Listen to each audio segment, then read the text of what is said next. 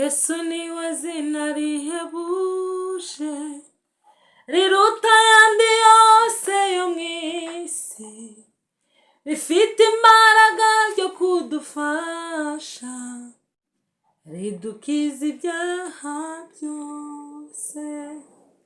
Yesu niwe zina rihebuje riruta ayandi yose yo mu isi, rifite imbaraga zo kudufasha, ridukiza ibyaha byose. Amazina yose aribagirana, keretse izina rya Yesu rizahora rimurika mu ijuru. Yesu niwe zina ryiza. Amazina yose aribagirana, keretse izina rya Yesu rizahora rimurika mu ijuru. Yesu niwe zina ryiza. Yesu niwe zina rihebuje riruta ayandi yose yo mu isi, rifite imbaraga zo kudufasha, ridukiza ibyaha byose. Yesu niwe zina rihebuje riruta ayandi yose yo mu isi, rifite imbaraga zo kudufasha, ridukiza ibyaha byose. Yesu niwe zina rihebuje riruta ayandi yose yo mu isi, rifite imbaraga zo kudufasha yo, ridukiza ibyaha byose. Yesu niwe zina rihebuje riruta ayandi yose yo mu isi, rifite imbaraga zo kudufasha, ridukiza ibyaha byose. Haleluya. Shalom shalom, ni kuri Nyirabisage TV, twongeye twahageze, tubahaye ikaze. Turabakunda nshuti z'umusaraba, turashimira Imana y'Umwami wacu Yesu Kristo yabagiriye neza, yandinze ikakurinda, izina ryayo nirishimwe. Kandi nyankunda kuvuga ijambo rikomeye nkababwira ngo mbahorane namwe kandi munkorane. Hari abantu benshi cyane bagiye babinseka muri komenti, bamamagara bakabimbwira, ariko burya ntabwo ari ijambo ribi. Iri ni ijambo ry'ubuhanuzi riremereye ku buzima bwacu. Mbahorane kandi namwe munkorane, kuko nimbahorana namwe mukamporana, ukuri do tuzamara imyaka myinshi turebesha amaso yacu kugira neza kw'Imana. Turashimira Imana rero yabanye natwe mu minsi yatambutse. Niyo twavuga umunsi umwe ni munini cyane, amasaha 24. Ntabwo ari buri wese nta n'umuntu n'umwe uba ufite amafaranga ube ntayo ufite, uba uri umukire cyangwa uba uri umukene, ube ugendera mu igare, uba ugenda n'amaguru yawe, uba ubana n'ubumuga, uba uri muzima. Nta muntu ufite ubushobozi bwo kwigeza ku masaha 24 atanenzwe n'Uwiteka. Ijambo ry'Imana yacu rijya ritubwira neza ngo mba nararabye iyo ntarebera kugira neza k'Uwiteka Imana yacu mu isi y'abariho, ntabwo mbacyibuka. Rero turashimira Imana yacu ikidutije umwuka wo kubaho, ikidutije imbaraga zo kubaho, ikibantije mwebwe nshuti zanjye. Imana ishimwe cyane kandi ihimbazwe. Ngarutse muri uyu mwanya mbashimira cyane nshuti z'umusaraba, abantu twagiye tubana, abakoze subscribe, rwose muri abo kubahwa. Imana ibahereze imigisha myinshi, Imana ibahereze kuramba, Imana ibahereze kurama, mukazarebesha amaso yanyu ibintu byiza. Abantu mwese muri kunshigikira, Imana yo mu ijuru ibampere umugisha ukomeye cyane. Ndasuhuza inshuti zanjye aho muherereye mwese. Ntabwo ngewe njye mvuga abafana, mvuga inshuti, mvuga abavandimwe, kuko umuririmbyi yararimbye avuga ngo ni Yesu wangize kuba umuvandimwe. Yesu rero yatugize kuba abavandimwe twebwe twese, kandi ni byiza, ni by'igikundiro, kuko iyo abavandimwe bahuye bahuje n'ukuri ni byiza. Rero ndasuhuza inshuti zanjye ziri hirya no hino mu isi, ubu noneho ndi kuvuga mu isi yose. Abanyarwanda bajya baca umugani bakavuga ngo ijya kwitera uburizira bw'ibanze. Ngire ngo niko, niba nguciye nawe ubwo muzankosora muri comment mubimbwire neza, ariko ndasuhuza inshuti zanjye za bugufi twicaranye hano, ndasuhuza inshuti zanjye twirirwana umunsi ku wundi, ndasuhuza abavandimwe banjye bari muri iki gihugu cy'u Rwanda bankurikirana bari mu ntara zose z'igihugu, njya nkunda kubivuga iburasirazuba, iburengerazuba, amajyaruguru, amajyepfo, umujyi wa Kigali. Mwagize neza cyane inshuti z'umusaraba kubana natwe kuri Nyirabisage TV, mukadukurikirana, mukatwereka ibyishimo, mukatwereka urukundo, mukatwereka ko turi kumwe nawe. Ni ukuri murabo kubahwa, kandi umwami Imana akomeza bishimire aho muri hose. Ndashimira abari mu bihugu bitandukanye, abari muri Kongo ndabashimiye cyane, abari i Burundi ndabashimiye cyane, abari Uganda ndabashimiye cyane, abari Tanzania, abari Nairobi, mbega muri ibi bihugu ibiyaga bigari, mwarakoze kubana natwe, turabashimiye cyane. N'abatari bakora subscribe muri ibi bihugu byacu biri hafi, ni ukuri bashishikarije gukora subscribe, like, share ndetse na comment, tukakomeza tukagura ubwami bw'Imana. Kandi ni byiza, ni ukuri ntabwo ari bibi, nababwiye ko ntazabazanira ibibi, ninzana ibibi muzanyahe, muzambwire neza, muzampanure, muzampane. Rero ndashimira abo bantu bose bankurikiranye. Twambutse abantu b'inshuti zanjye bari Sudani, ndabashuje mu izina rya Yesu Kristo, umwami Imana abane nawe. Abantu muri Amerika, Imana ibahereze umugisha cyane. Hari inshuti zanjye zinkurikirana umunsi ku wundi, ndabizi neza ko iyo babonye notification bahita banyoherereza message bakambwira ngo uri mu kazi keza. Ni ukuri Imana ibahereze umugisha mu ntara namwe zigiye zitandukanye zose, abari muri Chicago, abari hehe, na hahandi wagiye nje ntazi, ariko umwami Imana abahereze umugisha. Ndasuhuza kandi abantu banjye bari Canada, hariyo abavandimwe b'amaraso, hariyo abavandimwe bo muri Yesu Kristo. Mwagize neza kunkurikirana, abantu bari muri Canada namwe ndabaramukije cyane, Imana ikomeze ibiteho cyane. Ndasuhuza abantu bari Norvège, mubaho cyane, Norvège muraho neza, Imana ibahe umugisha mwinshi cyane cyane. Ndasuhuza kandi nanone abantu bari Swede, Imana ibahe imigisha myinshi myinshi myinshi myinshi. Bizi neza ko mudahwema kubana nanjye kuri uyu murongo. Ndasuhuza kandi abantu bari muri Australia, mwagize neza cyane kunkurikirana, mugira neza kumbera inshuti z'umumaro. Imana ibahereze umugisha mwinshi cyane cyane cyane cyane. Mbasabiye umugisha w'Imana kugira ngo ubabeho. Ndashimira rero inshuti mwese, nabashimiye. Reka dusenge Imana hanyuma tuvuge ijambo ritoya. Hari icyera ngo abantu bakiri batoya, ako karagaciyemo, abantu bakiri batoya tukumva abantu babwiriza mu rusengero, tukumva abantu bavuga, mbega tukabyigiraho, tukagenda tubikunda. Ibi ngibi biba ari nka karande, ariko karande nanone nziza, kuko biba bifite aho byavuye, bifite n'aho bitugejeje umunsi wa none, kuko ibyo twize mu minsi ya mbere tukiri batoya, ubu turimo turabibasangiza namwe kugira ngo bizagire ireme rikomeye. Nibagiye gusoza umushuti wanjye uri Rwamagana, Imana iguhereze umugisha. Abantu bari Kayonza rwose, we nshatse nanakuvuga mu izina, Jori wubahwe cyane, nawe ndakuramukije muri iki kiganiro. Tubane twagura ubwami bw'Imana. Ejo bundi warancekeje numva ndishimye cyane.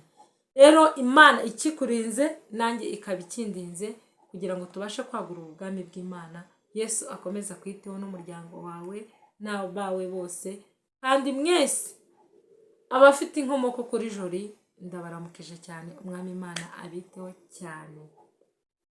Tugiye gusenga Imana, hanyuma tuvuge ijambo ry'Imana mu mwanya utari munini cyane. Tuvuge ijambo ry'Imana kugira ngo imitima yacu ibashe kwishima, kuko ikintu kimwe gusa gikomeye ni ugukora inshingano Kristo yadusigiye, ni ugukora icyo Imana yasize, ibyasigaye bidatunganye Pawulo yarabyanditse mu ba Roma, numva ari Abaroma, ibyasigaye bidatunganye. Bibiliya ivuga ngo icyatumye usigara ikereti ni ukugira ngo utunganye ibyasigaye bidatunganye. Ni Pawulo wabivuze. Nanjye icyatumye nsigara ni ukugira ngo ntunganye ibyasigaye bidatunganye. Hari wenda nshobora kuba ndi kubivuga uko bitari, ariko urahari kugira ngo twunganirane, kugira ngo inzira y'umusaraba tuyikomeze, kugira ngo ubwiza bw'Imana bukomeze bugume muri twebwe, n'abatari bamenye Yesu Kristo nk'umwami n'umukiza wabo nabo bagende bamenya step by step, kumumenya, kumukunda, kumwishimira, kumuhereza ibyabo byose, akaba ari we uba umugenga wabyo. Kadusenga Imana. Data, mu izina rya Yesu Kristo, turagushima, turaguhimbaje kuko uri Imana, mwami wacu, Imana nyir'imbabazi, Imana nyir'ubuntu, Imana nyir'ibitangaza bikomeye. Turagushimiye, turakubashye mucunguzi wacu, wabanye natwe, izina ryawe rihimbazwe.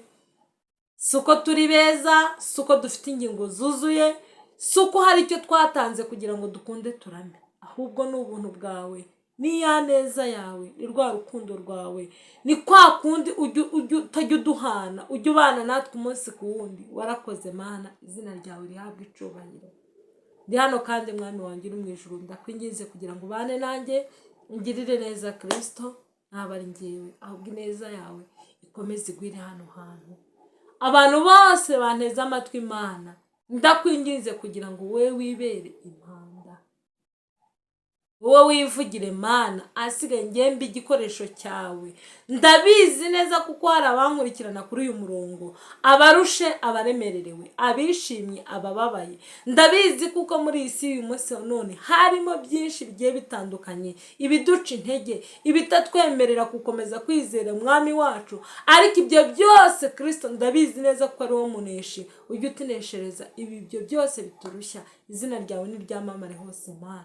Turagushima rero Kristo, ndakwingize kugira ngo ijambo ryawe tugiye kuvuga muri uyu mwanya rize rikebera mu mugi yombi, urwaye akire. Mwami Yesu uri mu ijuru, ndabizi neza ko ijambo ryawe rijya riza rikebera mu mugi yombi, kugira ngo ribashe kugira aho ridukura n'aho ritugeza.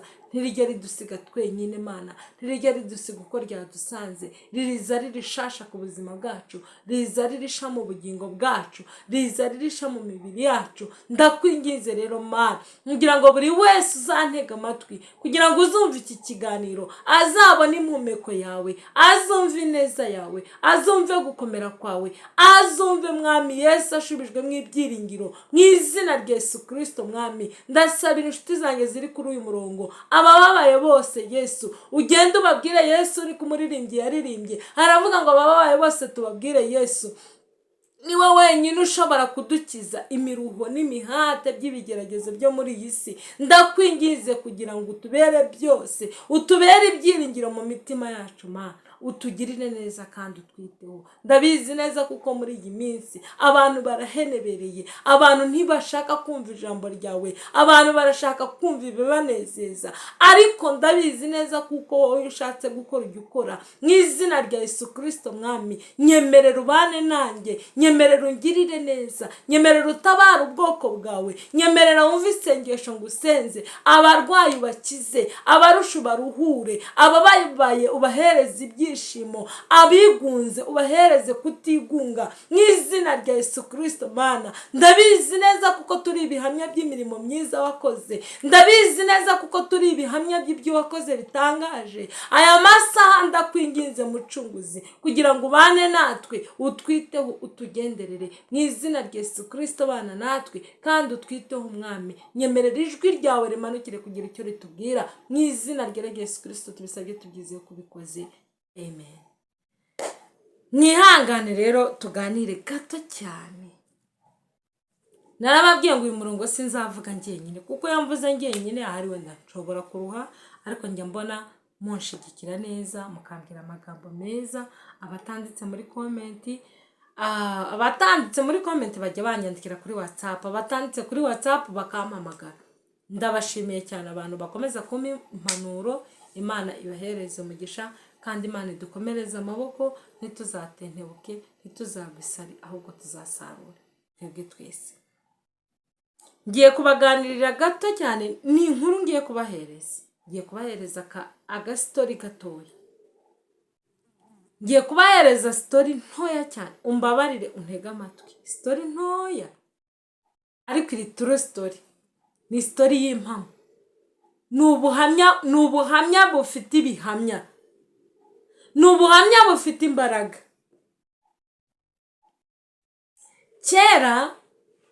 Kera mvuga ubwo ni kera kuri njyewe, wenda iyo mvuze abantu bakuru bari hano kuri uyu murongo bumva kera nyine, bo bahita bumva ejo mu gitondo. Kandi hano kuri uyu murongo nkurikiranwa n'abantu benshi, abasaza, abakecuru, abakuru. Kuri njyewe iyo mvuze kera mbavuze kera ka Jane, ariko kera k'abantu bakuru namwe mu byumve gutyo, ubwo ni kera kanjye. Kera iyo umuntu yishimiraga undi cyangwa umuntu akamukorera ikintu gikomeye, yajyaga mu ruhame rw'abantu bagahana igihango. Bwire ngo ni nkako mbivuze, bagahana igihango. Kandi iyo abantu bahanaga igihango, ni ukuvuga ngo niyo imvura yagwa, niyo amahindu yabatera, niyo inzara yatera, igihango ntigisibana. Abantu bakagabirana inka. Inka ni itungo rikomeye cyane. Iyo umuntu agukunda akakugabira inka, aba akubashe.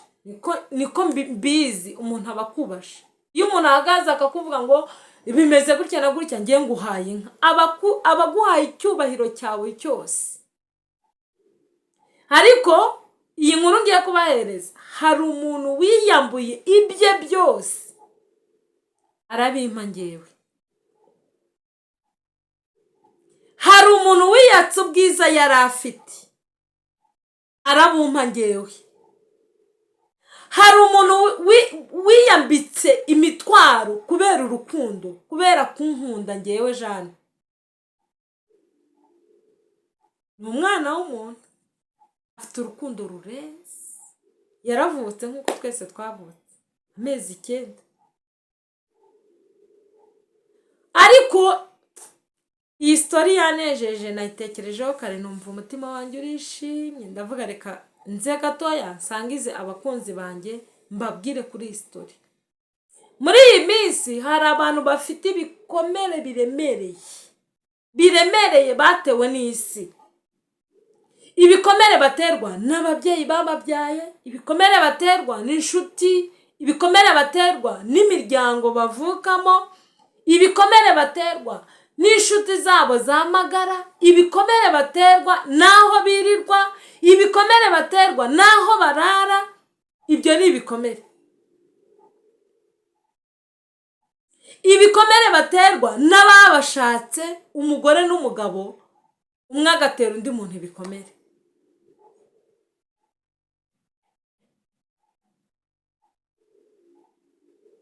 Ariko mwari muzi ikintu gitangaje, ibyo bikomere byose dufite, iyo miruho yose turuhije, hari uwaje arayituruhura. Uwo ni Yesu Kristo. Niyo ngiye kubahereza aga short story, aga story gato cyane. Kuko umuririmbyi yararirimbye ngo hamwe navuga Yesu ibyo yakoze, nahera mu gitondo cyane, inyoni zikivuga. Wenda mu mujyi ntabwo bikunze kubaho cyane, ariko mu mujyi hari ukuntu wenda abantu batumva inyoni, bakumva amamoto atambuka, bakumva abantu basakuza bigira muri gahunda zabo. Ariko abantu babaye mu cyaro, abantu babaye hirya mu cyaro, inyoni nizo zakanguraga abantu.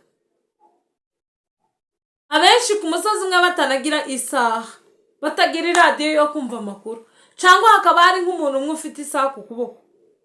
Umuntu akava muri quartier, umuntu akava ku musozi umwe akajya ku wundi agiye gushaka isaha. Ariko cyagiye mu gitondo cyane, mereye mvuga Yesu imirimo yakoze n'ibitangaza. Nabivuga ngahera mu gitondo ntaritsa nk'uko ndi kuvuga, nkageza nimugoroba, nkaruha, nkabihereza abandi. undi muririmbyi araririmba aravuga ngo mbega urukundo twarugereranya n'iki? Rusumba izuba, rusumba ukwezi, ikuzimu iriya pfuye tutazi rugerayo. Urukundo rw'umwami wacu nibwo ngiye kubabwira muri uyu mwanya. Umuntu wese aragukunda akakubwira I love you baby, I love you sheri, I love you my sweetheart, ariko ibyo bigapfa ubusa. Umubyeyi akakubwira mwana wanjye ndagukunda, narakwitangiye, narakubyaye, humura nta kizagukoraho. Ariko muri iyi minsi ya none umubyeyi asigaye afata umwana we akamugambanira, umubyeyi agafata umwana we akamukora ibindi bintu, ababyeyi bagatamba abana babo, ababyeyi mbega isahani igeze haragoye. Urukundo nyarwo, urukundo nyarwo, urukundo nyarwo ngiye kubabwira nurwo Yesu yadukunze. Yesu yadukunze urukundo rudafite icyasha. Yesu yadukunze urukundo rutagereranwa. Yesu yisiga ubusa, yambara ubusa, aramanuka, aza mu isi, aza kubabara kubera urukundo. Bibiliya ijambo ry'Imana muri Yohana ibice 3 umurongo wa 10 ku murongo wa 16 hajya havuga ngo kuko Imana yakunze cyane abari mu isi byatumye itanga umwana wayo w'ikinege kugira ngo umwizera wese atarimbuka ahubwo ahabwe ubugingo buhoraho. Amen. Uwo ni Yesu wadukunze akaramata. Muri iyi minsi muri mu kubona ukuntu umugore umwana w'umukobwa akaba ari iwabo, umuhungu akamubebeza, akamubwira amagambo meza y'urukundo, yamugezayo iminsi ibiri akamubwira ati caha nanjye ncaha. Hahandi aho twasezeraniye wa gitifu wadusezeranyije tumushake twongere amasezerano tuyasinyure, dukore divorce, ugende ukwawe naje ngende ukwanje. Ariko ubwo sigo urukundo rwa Kristo. Kristo yadukunze urukundo rudafite ikindi kintu kindi. Iyo aza kunkunda ngo nuko ndi umukire, akaza kunkunda ngo nuko ndi mwiza, ntago byari kuvamo. Ariko yirehereje amahanga yose, akunda ababi, akunda abarebare, akunda abagufi, akunda abirabura, akunda abazungu, akunda Yesu ni urukundo. Nagiye kureba nsanga definition ya Yesu ubwe iryo zina gusa Yesu, sanga definition yiwe ni urukundo. Ni rukundo mbega. Yesu ni urukundo. Nitumwizera tukamwiringira, tukamuhereza ubuzima bwacu. Muri iyi minsi uri mu gusanga umuntu akamabwira undi ngo nukuri ngo ngukunda ngo hari n'umuntu nigeze kubyumva ariko wowe n'umwana yarateye umutoma nyirarume, reka mbivuge gutyo. Yamamubwira ngo tonto we ngo ngukunda nk'uko ifi ikunda amazi. Uwo ni umwana. Yesu we yadukunze urukundo rurenze ibyo bintu byose. Ankunda ntacyo ashingiyeho. Muri iyi minsi abantu bari mu gukundana bafite icyo bashingiyeho. Ugasanga umuntu uririye hirya n'undi uri hano hirya n'undi uri hano hepfo ko barakundana kubera quelque chose. Bagakundana kubera ikindi kintu gusa bashaka. Ndamukunze kubera ko afite amafaranga, ndamukunze kubera ko hari iyindi nyungu namubona. Oya, Yesu yadukunze urukundo rudafite ikindi kintu kiruherekeje. Yadukunze kubera ko ari rwo rukundo yaradufitiye. Haleluya. Twari kure y'amasezerano, kure. Abantu be kutubeshya ngo baradukunda. Udukunda n'umwe n'umwami w'abami. Udukunda ni data utagira urobanura ku butoni. Udukunda ni umubyeyi wiyambuye ubusa, agakubitwa, agacibwa mu maso, akabambwa igorigota ku musaraba kugira ngo ngewe mbashe kubaho. Ishimwe ni irya Yesu. Ikintu gitangaje muri iyi minsi ya none, bisigaye biriho bireze. Umuntu akaviriya hirya akaza akagushyushya umutwe akakubwira amagambo meza ukagira ngo uwo muntu muri kumwe. Nowe abakubeshya. Hari abantu babeshya abandi. Musigeho nyamuneka. Mureke dukundane urukundo Kristo yadukunze. Wishime ko ubabare kuko mbabaye. Wishime kuko nishime. Ugendane nanjye mu byago n'amakuba. Nanjye ngendane nawe mu byago n'amakuba.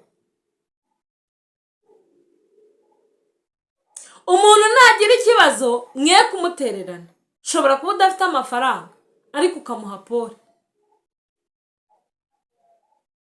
Bene data, murabizi neza kuko Kristo yadukunze urukundo rudafite ikindi kintu kiruherekeje. Hashimwe rero Kristo wabambwe Igorigota ku musaraba kugira ngo jyewe mbashe kubaho. Tureke gukundana urukundo rw'uburyarya. Dukundane urukundo rw'umusaraba. Rwa rundi rwari muri Kristo Yesu. Mana ishimwe. Yesu hari abantu bamaze kumumenya neza. Ubwo ngiye kuvugana n'abantu bamumenye neza. Nabanje kubabwira abari kure y'amasezerano. Mumwegere niwe wenyine wo kwisonga. Mujya mundebera urugero. Abantu bakajarajarira hirya, bagakubita epfo na ruguru, bakazenguruka mu bujura, abandi bakazenguruka mu buraya, abandi bakajya mu burozi, abandi bakajya mu magambo, abandi aho baruhiye imiruho yabo yose bakaza bakayitura kuri Yesu. Ngo ndagarutse nje gukizwa. Ngo ugarutse uvuye he? Wari waragiye. Mwamwizeye umwami ko ari we karuhura. Mwamwizeye umwami ko ari ufite byose mu kiganza cye. Abana bato mwizere Yesu. Imfubyi n'abapfakazi.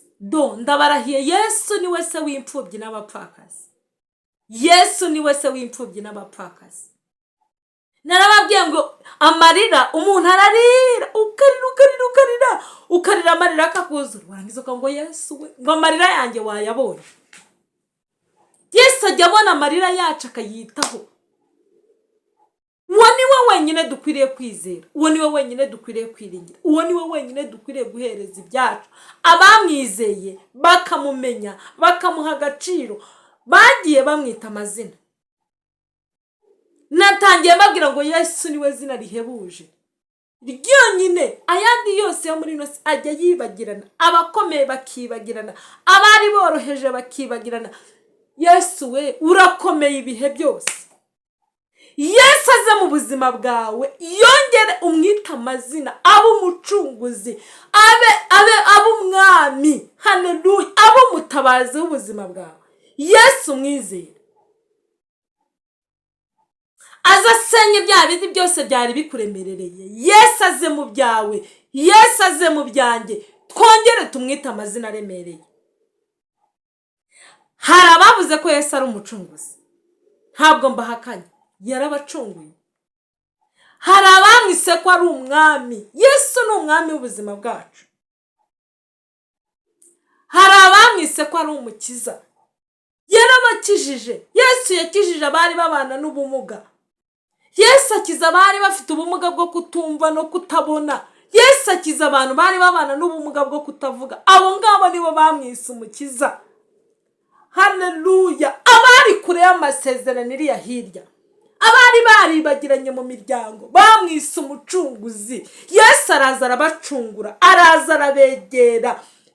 Haleluya. Nawe uyu munsi wa none wamwita umucunguzi, wamwita umukiza w'ubuzima bwawe. Yesu agukize mu byo urimo byose. Yesu agukize. Yewe wa mubyeyi udafite abana, Yesu agukize, akubera umukiza. Arashimwe. Yewe urushe we, Yesu akubera umucunguzi, agucungura gukura aho hantu haremereye. Abandi bamwita ngo ni inshuti ishobora byose. Inshuti zo mu isi zo ni nta kigenda inshuti zo mu isi. inshuti zo mu isi nta kigenda. Sorry. Inshuti zo mu isi nta kigenda. Murasangira ikagutuka, mwagendana ikakuvuga nabi, mwaba mwicaranye ikakureba ijisho ribi, wareba hirya kabaye wabona. Izo nizo nshuti zo mu isi. Ariko Yesu aduhozeho ijisho. Niyo mpamvu bamwe babuze uko bavuga, baravuga ngo Yesu ni inshuti y'akadasohoka. Yesu akubera inshuti y'akadasohoka. Yesu akubera inshuti magara. Ujye umubwira ibyawe, umutura ibyawe, umubwira amarangamutima yawe. Yesu akubera inshuti. Haleluya. Yesu akubera inshuti, akubera inshuti. Nukuri ndafashijwe. Yesu ambera inshuti. Yambereye umukiza. Yambereye umucunguzi. Haleluya. Yambereye umutabazi. Hahanda abantu baguta ukaba uri mu kaga, ukaba uremererewe n'iby'isi, ukaba ufite intambara zikomeye zikugarije hirya no hino, akakubera umutabazi. Izina ry'Imana yanjye rishimwe. Akakubera umutabazi Yesu. Yesu akaba umutabazi wawe. Mureke Yesu atubere umutabazi. Mureke Yesu atubere umutabazi. Yesu aba umutabazi w'ubugingo bwacu, aba umutabazi w'ubuzima bwacu bwa buri munsi. Hari ibintu ngenda mbana nkabona biratandukanye. Ukabona umuntu ngo afite ibiro 400, afite ibiro 500. Mukeneye Yesu. Abantu murusha mukeneye Yesu akababera umutabazi, akababera umukiza, akababera umwami, akaba byose. Yesu niyo story nagiye kubahereza. Yesu ni ujya urenganura abarengana. Babandi bose bari mu magereza agiye atandukanye. Yesu ararenganura. Kandi ntago ajya aca urubanza rubereye. Yesu ntago ajya abera mu rubanza. Yesu ararenganura. Twabonye Yesu arenganura. Tubona Yesu ari umutabazi. Tumubona ari umukiza. Tumubona ari umwami. Tubona ari umucunguzi. Tumubona ari inshuti. Mumugire inshuti, Yesu arashoboye. Mumugire inshuti, Yesu arashoboye. Arashoboye Yesu. Iyo uri wenyine, Yesu akubera inshuti. Hahanda udashobora kubwira n'umugabo wawe mubana umunsi ku munsi, Yesu ni inshuti. Hahanda udashobora kubwira mama wakubyaye akagutwita amezi 9, Yesu ni inshuti.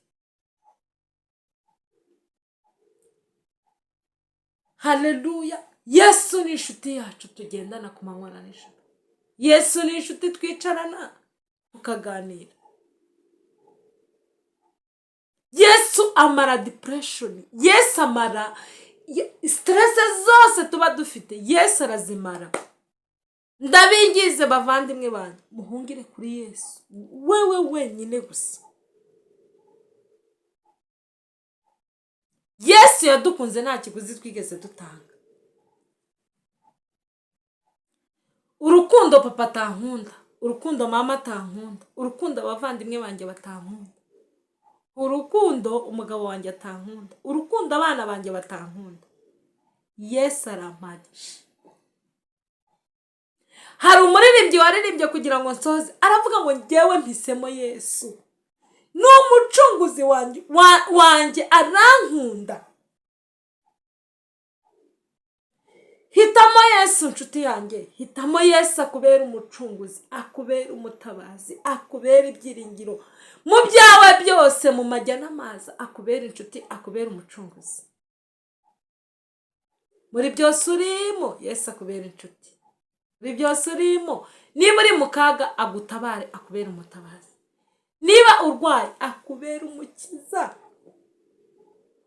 Hari abantu bankurikirana kuri uyu murongo barwaye, hari abakoze accident. Yesu ababera umukiza kuko nanjye yarankijije. Yesu Yesu ababere byose, Yesu ababere iriba ridudubiza amazi meza ayo tunywa tugashira inyota.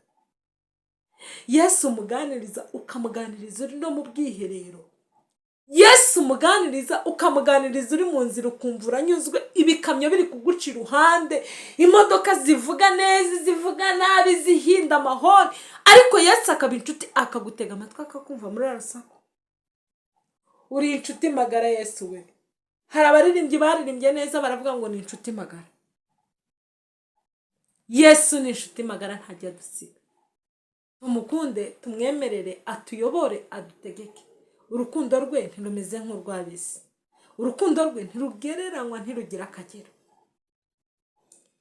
Incamake y'inkuru yanjye, Yesu ababera umutabazi, Yesu ababera ibyiringiro, Yesu ababera urukundo, Yesu ababera ubushobozi, Yesu ababere, Yesu ababere, Yesu ababere. Abari hirya no hino mu isi, Yesu ababere byose. None n'iteka ryose, mu izina rya Yesu Kristo Mwami wacu. Shalom, shalom, amen.